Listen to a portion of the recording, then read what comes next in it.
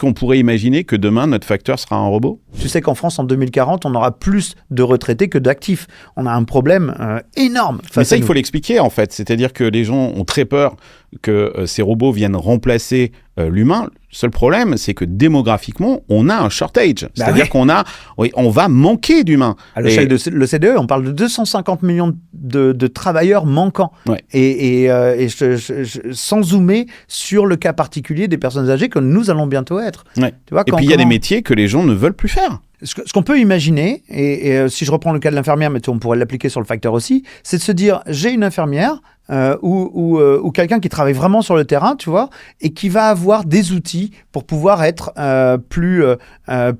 gérer plus de choses dans son environnement. Par exemple, moi, je travaille en ce moment beaucoup sur la Silver Economy, et je me rends compte que... La Silver Economy, c'est l'économie des seniors. Exactement, l'économie des seniors. Je me rends compte que dans les résidences personnes âgées, parfois, tu te retrouves avec une infirmière pour 20, 30 patients qui doivent, au moment du coucher, on doit s'occuper d'eux, on doit faire un certain nombre de choses. Et on ne peut pas augmenter le nombre d'infirmières juste parce qu'il n'y a pas les gens pour vouloir le faire et pour le faire, quoi.